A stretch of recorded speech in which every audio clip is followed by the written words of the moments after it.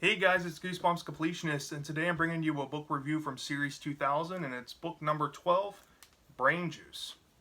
Now, I read on the internet once that this book was supposed to be a classic 62 book. I don't know if that's true, but all I know is I'm glad that it was made in Series 2000. This book is a great book. It's a dark, humor-filled book, goes in directions that most Goosebumps books don't even dare to go down. It's funny, it's twisted, it's kind of a sci-fi adventure at the same time. And they also use a placebo thing for a plot device, which I thought was really interesting. At least it was going that direction, but I don't want to spoil that part. But I had a lot of fun. I had a lot of fun with this. A lot of unique things happen in this book I have never seen in a Goosebumps book. And I loved it. I loved every page of this book. It was a fun book. So let's get into the plot overview without giving too much away. Now, these two kids, Nathan and Lindy, are going to visit their uncle, who is a doctor. He's a scientist guy, and his name is Dr. King. Now, before all of this happens, before this whole story, before we get into the rest of the plot overview, these two aliens start off the prologue. One is named Morgul, and I think the other's name is Grobel, something like that. And they're two aliens from a far distant planet. They're these gross, tentacle appendaged creatures with horns and beaks and stuff, and yellow slime protruding from their lips and their bodies. And they're hiding out in this doctor's house, trying to spy on the doctor because his last name is King, and they think he's the king of all scientists that can lead them to the perfect specimen to bring to their home planet to be slaves for their emperor. And if that gives you some Jimmy Neutron vibes, it should. Because it's basically the same idea. But they don't want to take the adults because they're older and weak. And they have this opinion about humans, thinking that they're gross, ugly creatures that are just stupid creatures. They don't know anywhere close to the intellect that their race of creatures know. So when they hear the knock at the door, the creatures retreat back into hiding in the house, and they think they might stumble across their answers sooner than later. So when Dr. King's step siblings, basically Nathan and Lindy are step siblings, come to visit, they confess to their uncle that they think that they're stupid. They flunk all these tests that their math teacher gives them because they just can't solve math right. And their parents overhear this and are very discouraged and don't want their kids thinking like that about themselves. But Dr. King, being a nice uncle and wanting to do the right thing, after having his niece and nephew beg him to maybe come up with, a formula for them to get smarter, gives them this placebo drink, at least what he thought to be a placebo drink. But it turns out that these two aliens were overhearing the whole conversation and thought that these two kids, Lindy and Nathan, would be perfect specimens to take to their emperor. Now, in order to take them to their planet, they need to make them smarter. So they have this brain energizer fluid that is purple in color, the same exact color as Dr. King's placebo drink, which is grape juice. So they swap out the grape juice and replace it with this brain energizer formula. And they give it in the same carton that Dr. King intended to give to the kids. And the kids are told to drink it before they go to bed, and then tomorrow and eventually the side effects will kick in and they'll become smarter. So after the aliens swap out the fluid, they leave Dr. King's house to go follow the kids home to their house and make sure that they drank the formula, which they did. They both drank the same amount.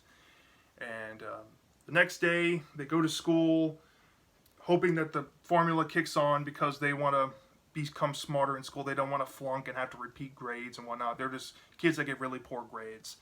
And also they get chastised by their peers for being stupid and getting the answer is wrong all the time, which adds a little depth of sympathy there for the characters because they're pretty much viewed as an underdog trying to overcome adversity, which I really enjoyed in this story. And the first attempt is by Nathan trying to solve a math problem on the chalkboard, because back in the day we used chalkboards in the 90s. We didn't have dry erase boards. And we just didn't do everything electronically. But he goes up to the chalkboard to solve a math equation, and he gets it blatantly wrong. And he thinks that, oh man, this formula's made him stupider.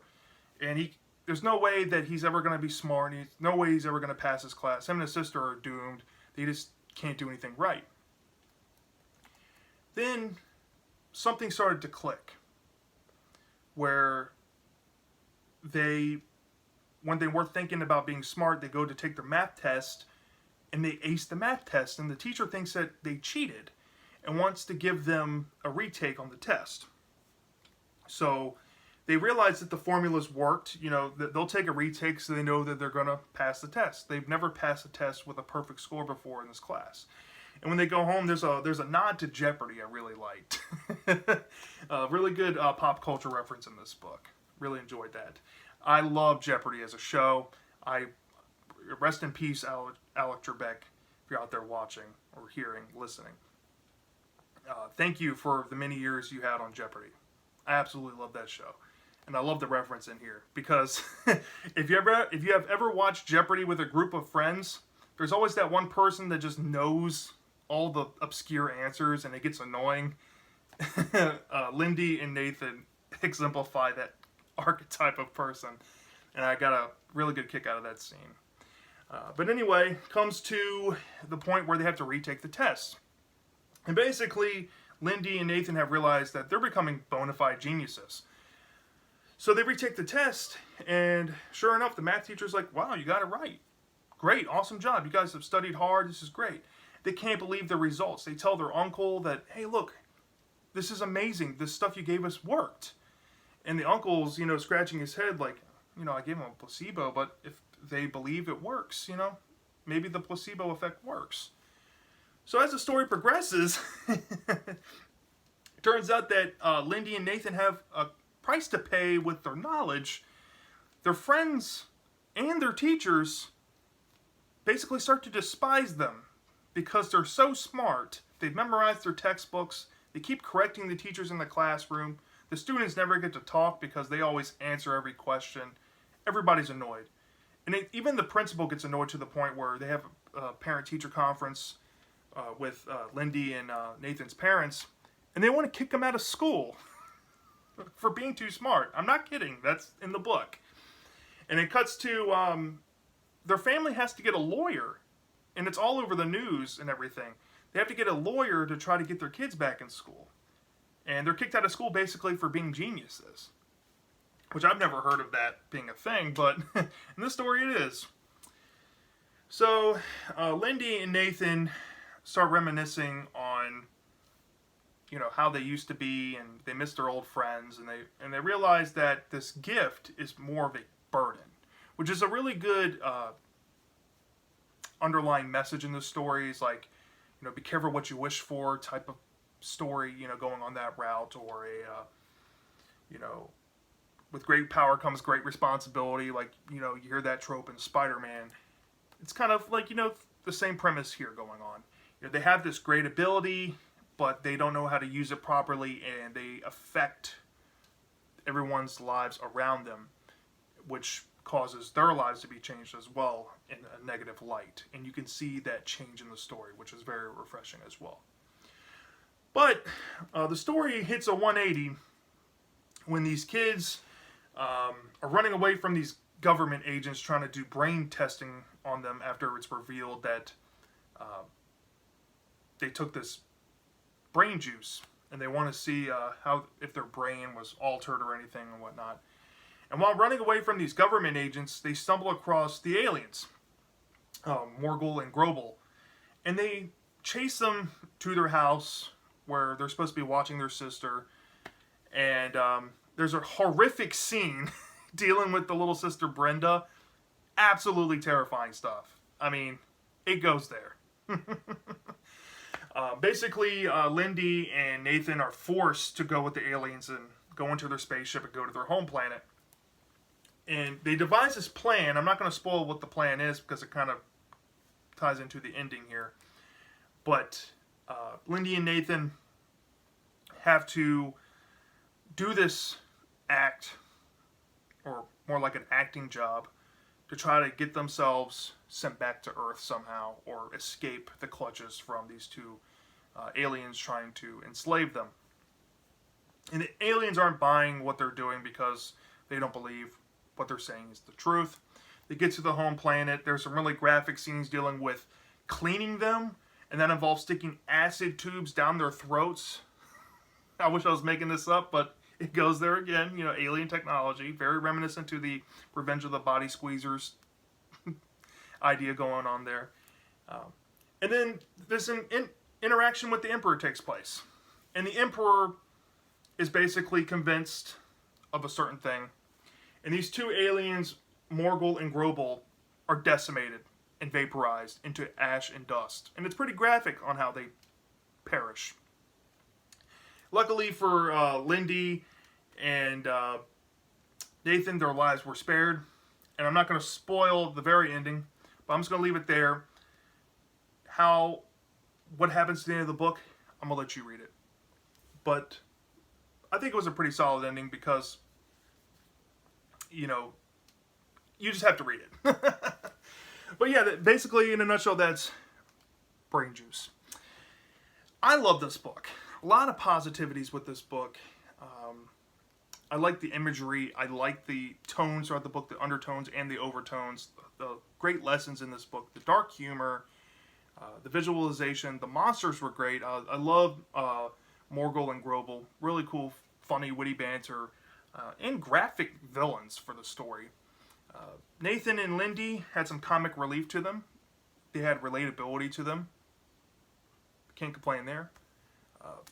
Lots of good stuff to be had with this. If I had any drawback, I don't know if I'm going to deduct points on it yet, but if I had any drawback, it would be the ending after the climax, the main climax dealing on the alien planet. I kind of wish it went a different route, but I don't think I'm going to deduct points on that. I just, from a constructive perspective here, I just wish that maybe they could have taken a darker or even darker humorous side to it. But the ending does kind of leave it open-ended. Placebo, was it or was it not? That's all I'm going to say. But nonetheless, yeah, I think I'm going to give this book a very, very high rating. And you know what? I think it might be a 5. So from a 0 to 5 star basis, I think I'm going to give this a 5 out of 5. I'm not going to say it's a perfect book, but fundamentally, I think this is a 5 out of 5. I think that this is a solid book. You can't go wrong picking this. I had a blast reading this. It's right up there next to Are You Terrified Yet for me so far in this series, for Series 2000. Very solid book. Loved every page of this book. Was fantastic. So yeah. Oh yeah, and Creature Teacher. Man, I've already given 3 5 out of 5s in this series. Can't believe it. Creature Teacher as well. Solid series. So yeah, that's my review for Brain Juice. Let me know in the comment section if you have read this book. Did you love it or did you hate it? I'm dying to know. And I'll see you next time.